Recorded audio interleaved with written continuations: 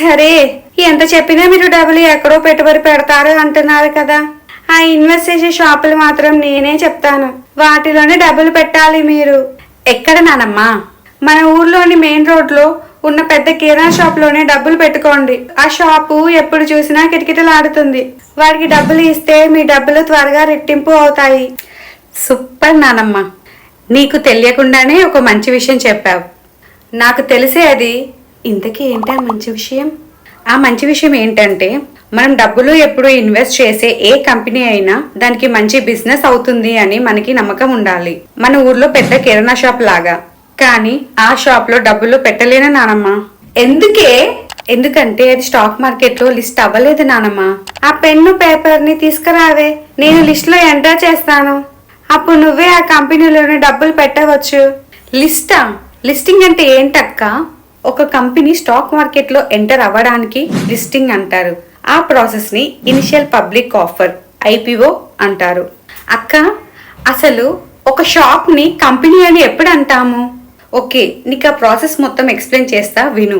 నానమ్మ, ఆ అంకుల్ కిరాణా shop start చేసేటప్పుడు తన దగ్గర డబ్బులు లేకపోతే వాళ్ళ ఫ్యామిలీ అండ్ ఫ్రెండ్స్ మనీ ఇచ్చి షాప్ పెట్టించారు అని చెప్పావు కదా. ఆ మనీని మనం సీడ్ ఫండ్ అంటాం. ఆ మనీతోని అంకుల్ షాప్ ని పెట్టి సక్సెస్ఫుల్ గా రన్ చేస్తున్నారు. ఆ అంకుల్ లాగానే వేరే ఒక అతనికి మనలాంటి ఊరిలో ఒక బట్టలకు సంబంధించిన షాప్ పెడితే బాగా వ్యాపారం జరుగుతుంది అని అనుకుంటారు. ఇది అతని బిజినెస్ కి సంబంధించిన ఐడియా. ఈ బిజినెస్ ఐడియా ఉన్న అతన్ని ఎంటర్ప్రెన్యూర్ ఆర్ ప్రమోటర్ అని అంటాం. కానీ కొన్నిసార్లు ఫ్యామిలీ అండ్ ఫ్రెండ్స్ దగ్గర కూడా మనీ ఉండకపోవచ్చు. కానీ ఎంటర్ప్రెన్యూర్ బిజినెస్ మీద నమ్మకం ఉన్న ఇద్దరు పర్సన్స్ మనీ ఇచ్చారు అనుకుందాం. వాళ్ళని ప్రొఫెషనల్ ఏంజల్ ఇన్వెస్టర్స్ అంటారు. ఇప్పుడు ప్రమోటర్ తో పాటు ఇద్దరు ఏంజల్ ఇన్వెస్టర్స్ కలిపి లెట్స్ సే ఒక 5 crore ఫండ్ తో కంపెనీ స్టార్ట్ చేశారు అనుకుందాం.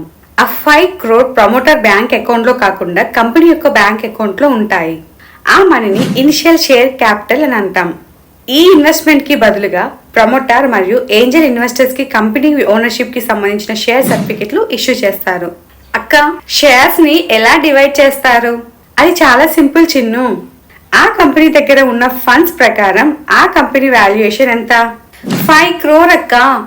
ఓకే, ఇప్పుడు నెంబర్ ఆఫ్ షేర్స్ ని ఫైండ్ అవుట్ చేయడానికి ప్రతి షేర్ కి ఒక వాల్యూ అజ్యూమ్ చేసుకోవాలి. ఆ value as per SEBI guide lines ప్రకారం 1 నుంచి 10 ఆర్ కొన్నిసార్లు 10 కన్నా ఎక్కువగా కూడా ఏదైనా నెంబర్ ని అజ్యూమ్ చేసుకోవచ్చు. ఆ అజ్యూమ్ చేసుకునే వాల్యూని face value FV of share అని అంటాం. కమింగ్ టు అవర్ కేస్, మనం ఆ ఎఫ్వి ని 10 అని అనుకుందాం. ఇప్పుడు చెప్పు చిన్ను, ఎన్ని నెంబర్ ఆఫ్ షేర్స్ వస్తాయో? 5 crore share capital, 10 rupees face value అని అనుకున్నాం కాబట్టి 50 lakhs షేర్ వస్తాయక్క. కరెక్ట్ చిన్ను. ఇప్పుడు టోటల్ నెంబర్ ఆఫ్ షేర్స్ తెలిసాయి కదా. ఈ షేర్స్ ని authorised shares of the company అని అంటాం. ఆ కంపెనీ ప్రమోటర్ లెట్స్ సే ఒక 35% షేర్స్ తను అలాట్ చేసుకొని 7.5% ఒక ఏంజల్ ఇన్వెస్టర్స్ కి, ఇంకో 7.5% ని ఇంకో ఏంజల్ ఇన్వెస్టర్స్ కి అలాట్ చేసి రిమైనింగ్ 50% ని కంపెనీ పేరు మీద ఫ్యూచర్ కోసం ఉంచారు అని అనుకుందాం. అలా అలాట్ చేసిన షేర్స్ ని ఇష్యూడ్ షేర్స్ అని అంటాం. ఈ ఇనిషియల్ షేర్ హోల్డింగ్ ప్యాటర్న్ ఇలా ఉంటుంది.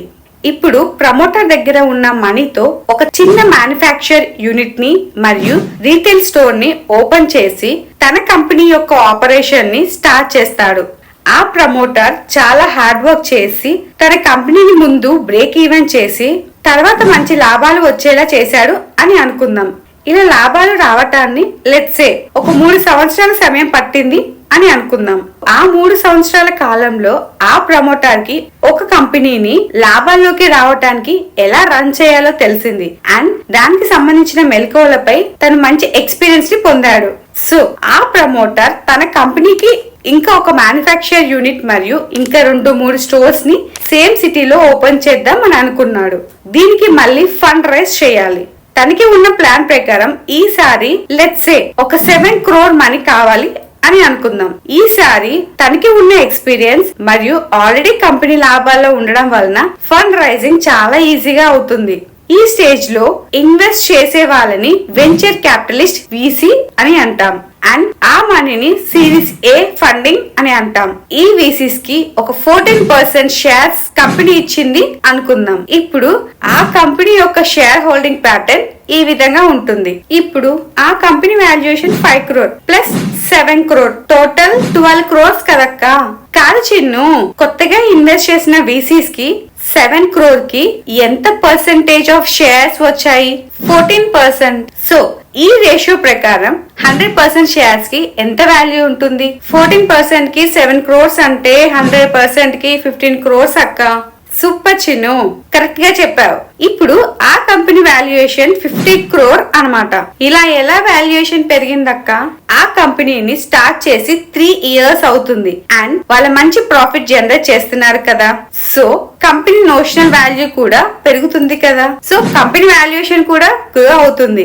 ఆ డీటెయిల్స్ ఇలా ఉంటాయి చూడు. ఆ కంపెనీ ప్రమోటర్ రేస్ చేసిన మనీతో ఇంకో మ్యానుఫ్యాక్చర్ యూనిట్ ని, 2 లేదా 3 రీటైల్ స్టోర్స్ ని, ఇంకా మంచి ప్రొఫెషనల్స్ టీమ్ ని సెట్ చేసుకొని తన ప్లాన్స్ ని ఎగ్జిక్యూట్ చేసి కంపెనీ ప్రొడక్ట్స్ కి మంచి డిమాండ్ క్రియేట్ అయ్యేలా చేశాడు. సో తన కంపెనీ ప్రొడక్ట్స్ అన్ని మంచిగా సేల్ అవుతూ కంపెనీకి లాభాలు తెచ్చిపెడుతుంది. మళ్ళీ కొన్ని సంవత్సరాల తర్వాత ప్రొడక్ట్స్ కి ఉన్న డిమాండ్ కి తగిన విధంగా ఇంకా ఎక్స్పాండ్ చేయాలి అనుకుంటాడు. అంటే ఇప్పటి వరకు ఒక సిటీలోనే సేల్ అవుతున్న వారి ప్రొడక్ట్స్ ని వేరే కొన్ని సిటీస్ లో సేల్ చేద్దాం అని అనుకున్నాడు. దీనికోసం ప్రొడక్షన్ కెపాసిటీ ఇంప్రూవ్ చేయాలి అండ్ ఇంకా ఎఫిషియెంట్ స్టాఫ్ ని రిక్రూట్ చేసుకోవాలి. ఇలా ఓవరాల్ గా బిజినెస్ ని ఇంప్రూవ్ చేయడానికి చేసే ఎక్స్పెండిచర్ ని క్యాపిటల్ ఎక్స్పెండిచర్ ఆర్ సింపుల్ గా క్యాపెక్స్ అని అంటాం. ఇప్పుడు దానికోసం మళ్ళీ ఫండ్ రైజ్ చేయాలి. లెట్స్ సే ఇప్పుడు ఒక 40 crore వాళ్ళకి అవసరం అని అనుకుందాం. అక్క, కంపెనీ స్టార్ట్ చేసిన దగ్గర నుంచి లాభాలు ఉంటాయి కదా, వాటిని వాడొచ్చు కదక్క, మళ్ళీ వేరే వారిని అడగకుండా. Good point Chinnu. Yes, first ఆ కంపెనీ వాళ్ళ ప్రాఫిట్ లో కొంత మొత్తాన్ని క్యాపెక్స్ కి అలొకేట్ చేస్తారు. అలా చేసే ఫండ్ ని ఇంటర్నల్ అక్రూయల్స్ అని అంటాం. లెట్స్ సే ఇది ఒక 15 crore.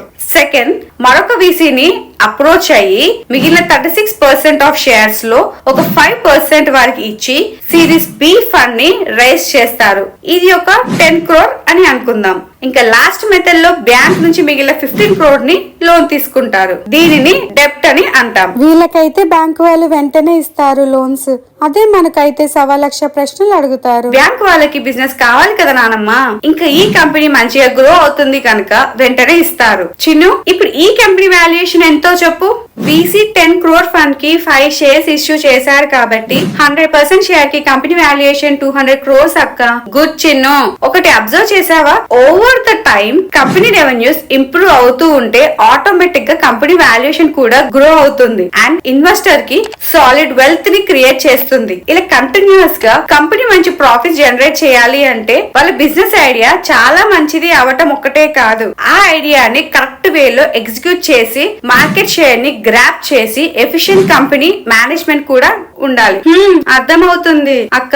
ఇలాంటివి కదా ఒక గూగుల్, ఒక TCS లాంటి companies. Yes Chinnu, good observation. World wide stock market లో ఇలాంటి రియల్ లైఫ్ ఎగ్జాంపుల్ కంపెనీస్ చాలా ఉన్నాయి చిన్ను. సరే, ఇప్పుడు ఆ కంపెనీలో షేర్ హోల్డింగ్ ప్యాటర్న్ ఈ విధంగా ఉంటుంది. కంపెనీ మళ్ళీ కొన్ని సంవత్సరాలు సక్సెస్ఫుల్ గా రన్ అయ్యింది. ఇప్పుడు కంపెనీ మేనేజ్మెంట్ కంపెనీని ఇంకా బాగా ఎక్స్పాండ్ చేద్దాం అని అనుకుంది అండ్ వేరే సెగ్మెంట్ లో లైక్ లెదర్ ఇండస్ట్రీ అంటే షూస్, చెప్పల్స్ ఇలాంటి వాటిని కూడా వాళ్ళే మ్యానుఫ్యాక్చర్ చేసి వాళ్ళ బ్రాండ్ ద్వారా సేల్ చేద్దాం అని అనుకున్నారు. ఈ క్యాపెక్స్ కి లెట్స్ సే ఒక 60 crore అవుతుంది అని ఎస్టిమేట్ చేస్తారు. సో మళ్ళీ బ్యాంక్ లో లోన్ తీసుకుంటారా అక్క? తీసుకోవచ్చు, కానీ ఫినాన్షియల్ చార్జెస్ భారం అంటే తీసుకున్న లోన్ కి పే చేసే ఇంట్రెస్ట్ అన్నమాట. వచ్చే ప్రాఫిట్ లో ఎక్కువ భాగం ఇంట్రెస్ట్ కే వెళ్తే ఆ కంపెనీకి ప్రాఫిట్స్ ఏమి రావు కదా చిన్ను. ఆ VCO బోసియో ఉన్నాడుగా, వాళ్ళని ఇవ్వమాను. ఈ VC ఫండింగ్ జనరల్ గా చిన్న మొత్తంలో అయితేనే ఇన్వెస్ట్ చేస్తారు నానమ్మ. ఇన్ని కోట్లు అంటే వాళ్ళకి పాసిబుల్ కాదు. మరి ఎలా అక్క? ఇలా పెద్ద మొత్తంలో డబ్బులు ఇన్వెస్ట్ చేయాలి అంటే అలా ఇన్వెస్ట్ చేసే వాళ్ళు హైలీ క్వాలిఫైడ్ మరియు ప్రొఫెషనల్ బ్యాక్గ్రౌండ్ ఉండాలి. వీరు కంపెనీలో మనీని ఇన్వెస్ట్ చేయడమే కాకుండా ఆ మనీని కంపెనీ రైట్ వేలో యూజ్ చేయడానికి వాళ్ళ పర్సన్స్ ని కంపెనీ బోర్డ్ మెంబర్స్ లా ఉండేలా చూస్తారు. ఇలా ఇన్వెస్ట్ చేసే వారిని ప్రైవేట్ ఈక్విటీ PE ఇన్వెస్టర్ అని అంటాం. అలా వచ్చే ఫండ్ ని సిరీస్ సి ఫండింగ్ అని అంటాం. వీళ్ళు ఆల్రెడీ కొన్ని సంవత్సరాల నుంచి మంచిగా రన్ అయ్యే కంపెనీలో ఇన్వెస్ట్ చేయడానికి ఎక్కువ ఇంట్రెస్ట్ చూపిస్తారు. వీళ్ళ investment mostly large capex requirement కి వాడతారు. అండ్ లెట్స్ సే ఈ PE కి 15% కంపెనీ షేర్స్ ని 60 crores కి అలాట్ చేశారు అని అనుకుందాం. అంటే ఇప్పుడు కంపెనీ వాల్యుయేషన్ ఎంత చిన్ను? 15% కి 60 crore అంటే 100% కి ఒక 400 crore అక్క. Good understanding Chinnu. ఇప్పుడు కంపెనీ షేర్ హోల్డింగ్ ప్యాటర్న్ ఈ విధంగా ఉంటుంది. సరే, ఆ ప్రమోటర్ ఇప్పటికైనా ఉన్న షాప్స్ తో ఆనందంగా ఉంటాడా? అలా ఎలా ఉంటాడు నానమ్మ? ఆయనకి మంచి ఇన్వెస్టర్స్ ఉన్నారు, ఎఫిషియెంట్ మేనేజ్మెంట్ టీమ్ ఉంది. అన్నిటికంటే ముఖ్యంగా వాళ్ళు కంపెనీ మంచిగా అన్ని సిటీస్ లో ఎక్స్పాండ్ అయ్యింది, ప్రొడక్ట్స్ బాగా సేల్ అవుతున్నాయి, మంచి లాభాలు వస్తుంటాయి. ఇలాంటప్పుడు కంపెనీని ఇంకా డెవలప్ చేస్తారు కదా. అంటే ఇప్పుడు దేశం అంతా ఉన్న షాప్స్ ని ఇంటర్నేషనల్ లెవెల్ కి తీసుకువెళ్దామని అనుకుంటారు కదా చిన్ను ఎవరైనా. దీనికోసం వీళ్ళు ఏ కంట్రీలో అయితే వీళ్ళ స్టోర్స్ ని స్టార్ట్ చేద్దామని అనుకుంటున్నారో ఆ కంట్రీ పీపుల్ కి ఎలాంటివి ఇంట్రెస్ట్ అనే అంశంపై రీసెర్చ్ చేయాలి. ఏ ప్లేస్ లో పెడితే బాగా సేల్ అవుతుందో అని చూడాలి. ఆ వచ్చే డిమాండ్ కి తగ్గ మ్యానుఫ్యాక్చర్ యూనిట్ ని డెవలప్ చేయాలి. మంచి టీమ్ ని హైర్ చేసుకోవాలి. వీటితో పాటు ఆ షాప్ పెట్టే ప్లేస్ ని ఇద్దరు కొనటం కానీ లీజ్ కానీ తీసుకోవాలి. అబ్బో, ఇన్ని చేయాలి అంటే వీళ్ళకి ఈ 20 కోట్లు ఏం సరిపోతాయే? ఏ 100-200 కోట్లు కావాలి. కరెక్ట్ గానే చెప్పారు నానమ్మ. ఆ కంపెనీ వాళ్ళు కూడా అంతే అనుకున్నారు. ఈ మనీని వీళ్ళు ఇంటర్నల్ అక్రూయల్స్ ద్వారా కానీ, ఇంకో PE ద్వారా కానీ, లోన్ రూపంలో కానీ, లేదా బ్యాంక్స్ రూపంలో కానీ, లాస్ట్ కి ఇనిషియల్ పబ్లిక్ ఆఫర్ IPO ద్వారా కానీ రైజ్ చేస్తారు. అన్ని ఆప్షన్ ని ఒకేసారి యూజ్ చేస్తారా అక్క? అది డిపెండ్స్ చిన్ను. అన్ని ఆప్షన్స్ ని వాడవచ్చు ఆర్ సింపుల్ గా IPO ద్వారా ఫండ్స్ ని రైజ్ చేయవచ్చు. IPO అని ఎందుకు అంటాం అంటే ఈ కంపెనీ ఫస్ట్ టైం వాళ్ళ షేర్స్ ని జనరల్ పబ్లిక్ కి ఒక సర్టెన్ మనీని పే చేసి కొనమని ఆఫర్ చేస్తుంది కదా. సో అందుకే దీన్ని ఇనిషియల్ పబ్లిక్ ఆఫర్ అని అంటాం. అవునే, ఇందాక నుంచి ఒకటి కొట్టేస్తుంది. అడగనా? అయ్యో, ఏంటి? ఈ ప్రపంచంలో ఉన్న సమస్త విషయంలో తెలిసిన ఏకైక జీవివి, నీకు సందేహమా? ఇంతకి నీ డౌట్ ఏంటి సర్వజ్ఞాని?